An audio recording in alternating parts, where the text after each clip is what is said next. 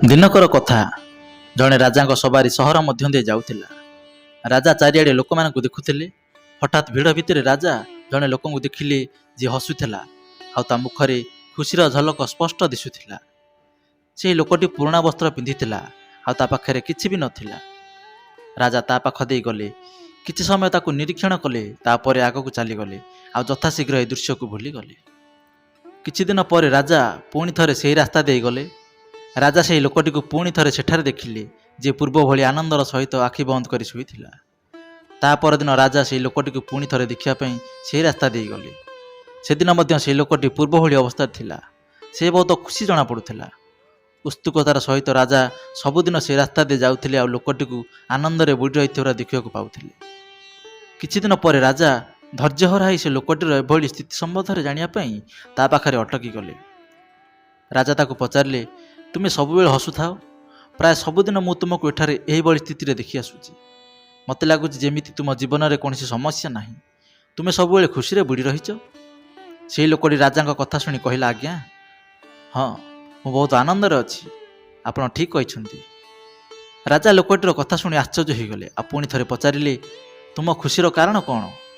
ତୁମ ପାଖରେ କ'ଣ ଅତ୍ୟଧିକ ଧନ ସମ୍ପଦ ରହିଛି? ଲୋକଟି ଉତ୍ତର ଦେଲା, ମୋ ପାଖରେ କିଛି ନାହିଁ ଆଜ୍ଞା। ଏମିତି ବି ହୋଇପାରେ ଏବେ ଆପଣଙ୍କ ସମ୍ମୁଖରେ ମୁଁ ଭୋକ ଉପାସରେ ଟଳି ପଡ଼ିବି। ରାଜା ପଚାରିଲେ, ତୁମ ପାଖରେ କ'ଣ ତୁମର ହସୁଥିବା, ଖେଳୁଥିବା, ଭଲ ପାଉଥିବା ଘର ପରିବାର ମିତ୍ର ଅଛନ୍ତି? ଲୋକଟି କହିଲା, ମୋ ପାଖରେ ସେତକ ବି ନାହିଁ। ମୁଁ ତ ପବନ ଭଳି ଏଠାରେ ସେଠାରେ ଘୁରି ବୁଲୁଛି। ତେବେ ତୁମ ଶରୀର ସମ୍ପୂର୍ଣ୍ଣ ରୂପେ ନିରୋଗ ଅଛି? ଆଦୌ ନୁହେଁ ଆଜ୍ଞା। ରାତିର ଥଣ୍ଡା କାରଣରୁ ମୋ ହାଡ଼ ସବୁ ବହୁତ ଦରଜ ଲାଗୁଛି, ଏପରିକି ମୋର ସବୁ ଦାନ୍ତ ପ୍ରାୟ ଝଡ଼ିଗଲାଣି। ତାହେଲେ ତୁମେ ଏତେ ଆନନ୍ଦରେ କିପରି ଅଛ? କୃପା କରି ମୋତେ କୁହ। ହୋଇପାରେ ତୁମର ଆନନ୍ଦର ରହସ୍ୟ ମୋ ଜୀବନକୁ ମଧ୍ୟ ଆନନ୍ଦମୟ କରିଦେଇପାରେ, କାରଣ ମୋ ପାଖରେ ସବୁକିଛି ଅଛି, କିନ୍ତୁ ମୁଁ ଆନନ୍ଦ ପାଇପାରୁନାହିଁ। ଲୋକଟି କହିଲା, ରାଜନ, ଭଗବାନ କେବେ କୌଣସି ବ୍ୟକ୍ତିକୁ ତାଙ୍କ ସାମର୍ଥ୍ୟରୁ ଅଧିକ କଷ୍ଟ ଦିଅନ୍ତି ନାହିଁ। ଯାହା ବି କଷ୍ଟ ଦିଅନ୍ତି ତାହା ସବୁବେଳେ ତାଙ୍କର ଉନ୍ନତିରେ ସହାୟକ ହୋଇଥାଏ। ବିପରୀତ ପରିସ୍ଥିତି ସମୂହ ସବୁବେଳେ ବ୍ୟକ୍ତିଙ୍କୁ ଅଧ୍ୟାତ୍ମ ଦିଗକୁ ଆକର୍ଷଣ କରିନିଏ। ଲୋକଟି ପୁଣି ଥରେ କହିଲା, ମୁଁ ଯେଉଁଭଳି ଅଛି ଆଉ ମୋ ସହିତ ଯାହା ବି କିଛି ହେଉଛି, ମୁଁ ତାହାକୁ କୃତଜ୍ଞତା ଏବଂ ଖୁସିର ସହିତ ସ୍ୱୀକାର କରୁଛି।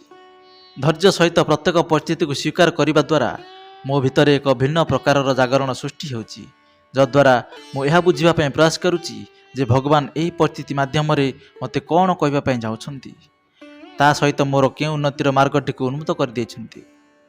ଏହି ଅବସ୍ଥା ମୋତେ ପୂର୍ଣ୍ଣ ଆନନ୍ଦ ପ୍ରଦାନ କରିନଥାଏ ସତ, ହେଲେ ମୋ ସମ୍ମୁଖରେ ସତ୍ୟ ସ୍ପଷ୍ଟ ରୂପେ ପ୍ରବାହିତ ହୋଇଥାଏ। ସମସ୍ତ ଅସ୍ପଷ୍ଟତା ଦୂରେଇ ଯାଏ, ଆଉ ଏକ ମୁକ୍ତ ଜ୍ଞାନର ଅବସ୍ଥା ପ୍ରାପ୍ତ ହୋଇଯାଏ। ଆମେମାନେ ମଧ୍ୟ ଗୋଟିଏ ମୁହୂର୍ତ୍ତ ରହିଯାଇ ଆମ ଜୀବନରେ ଜାଗ୍ରତ ପ୍ରହରୀ ସମ ଅନୁଭବ କରିବା ଆବଶ୍ୟକ କି? ବାସ୍ତବରେ ଏ ସମୟରେ ଆମ ସମସ୍ୟାଟି କ'ଣ? ଏ ସମୟରେ ଆମେ କେଉଁ ଆହ୍ୱାନର ସମ୍ମୁଖୀନ ହେଉଛୁ? ଏ ସମୟରେ ଆମେ କେଉଁ ପରିସ୍ଥିତି ଗତି କରୁଛୁ, ଆଉ ନିଜକୁ କିଭଳି ଶାନ୍ତ ରଖିପାରୁଛୁ? କିଛି ସମୟ ପାଇଁ ନିଜର ଆଖି ବନ୍ଦ ରଖି ଜୀବନ ଆମକୁ କ'ଣ ଶିକ୍ଷା ଦେବା ପାଇଁ ଚାହୁଁଛି, ସେ ବିଷୟରେ ଟିକେ ଭାବନ୍ତୁ। ଆମକୁ କେଉଁ ଦିଗରେ ଅଗ୍ରସର ହେବାକୁ ଅଛି? ଧ୍ୟାନ ଦ୍ୱାରା ନିଜ ଅନ୍ତରର ଶବ୍ଦକୁ ଶୁଣିବା ପାଇଁ ପ୍ରୟାସ କରନ୍ତୁ। ଦେଖିବେ ଆମ ଜୀବନ ଆମ ପାଇଁ ଏକ ଉନ୍ମୁକ୍ତ ପୁସ୍ତକ ଭଳି ହୋଇଯିବ। ବନ୍ଧୁଗଣ, ବାଧ୍ୟତାରେ ନୁହେଁ, ବରଂ ଆନନ୍ଦରେ ସ୍ୱୀକାର କରିବା ଶିଖନ୍ତୁ। ଆମେ ଯେତେବେଳେ ସ୍ୱୀକାର କରିବା ବା ଭଲ ପାଇବା ଶିଖିଯାଉ, ସେତେବେଳେ ଆମ ଜୀବନର ପ୍ରତ୍ୟେକ କ୍ଷେତ୍ର ଉନ୍ନତ ହୋଇଉଠେ। ସ୍ୱୀକାର କରିବା କ୍ରମିକ ବିକାଶର ସୂଚକ ଅଟେ। ଆମକୁ କେବଳ ଏତିକି ଧ୍ୟାନ ଦେବାକୁ ହେବ ଯେ ପରିସ୍ଥିତି ଯାହା ବି ହେଉଥାଉ ନା କାହିଁକି, ଆମକୁ ତାର ସମ୍ମୁଖୀନ ହେବା ପାଇଁ ପଡ଼ିବ, ଆଉ ଏଥିପାଇଁ ଆମେ ପ୍ରସ୍ତୁତ ରହିବା ନିହାତି ଆବଶ୍ୟକ। ଦର୍ଶକ ବନ୍ଧୁ, ଆଜିର କାହାଣୀ ଆପଣଙ୍କୁ କେମିତି ଲାଗିଲା କମେଣ୍ଟ ମାଧ୍ୟମରେ ନିଶ୍ଚୟ ଜଣାଇବେ। ଭିଡ଼ିଓ ଭଲ ଲାଗିଥିଲେ ଏକ ଲାଇକ୍ କରିବା ସହିତ ଆମ ଚ୍ୟାନେଲକୁ ପ୍ରଥମ ଥର ଦେଖୁଥିଲେ ସବସ୍କ୍ରାଇବ୍ କରିବା ପାଇଁ ଜମାରୁ ଭୁଲିବେନି। ପୁଣି ଦେଖାହେବ ଆଉ ଏକ ସୁନ୍ଦର ଭିଡ଼ିଓ ମାଧ୍ୟମରେ। ଧନ୍ୟବାଦ।